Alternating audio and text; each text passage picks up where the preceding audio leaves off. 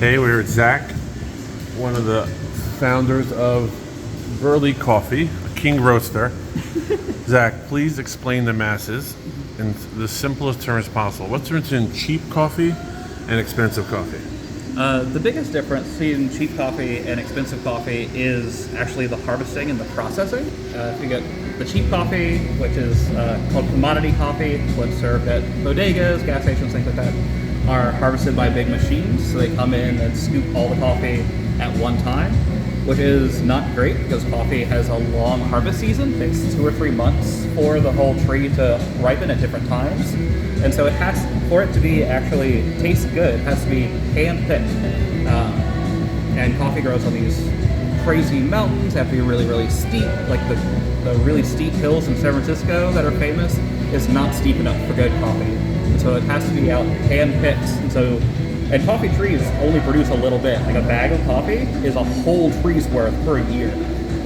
And you have to hand pick it at different times because different levels of ripeness, if the coffee isn't ripe enough, then the coffee won't roast all the way through.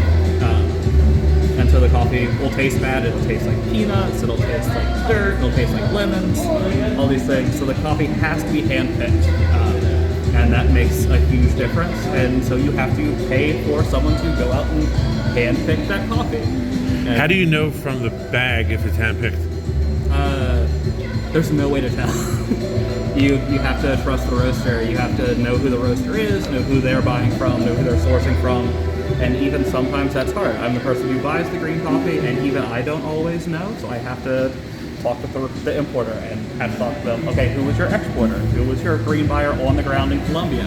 And make sure I trust them, because even sometimes they don't know. Sometimes I'll have a Colombian coffee, for example, that I'll email them like, hey, so where did this coffee come from? And they say, I don't know. We didn't write down what farm it came from. But you can't tell by looking at it if it was hand-picked. Nope. No way to tell. You just gotta trust. It's a real trust. Yeah. The way that coffee is scored and graded and priced out is a certification called the Q grader license. It takes about 10 years to get and takes about 7 years worth of permits. Each one of those tests costs a few $1,000s a piece, and you have to take the test every two or 3 years or you lose your license. And that is, you have to sit down, taste 12 cups of coffee with a judge, and it's a 0 to 100 point scale, and if you're off by 1/4 of a point on any of those 12, you lose your $10,000 license. You have to take the test again 3 years later. Thank you so much, Zack. Yeah. Thanks for all the info.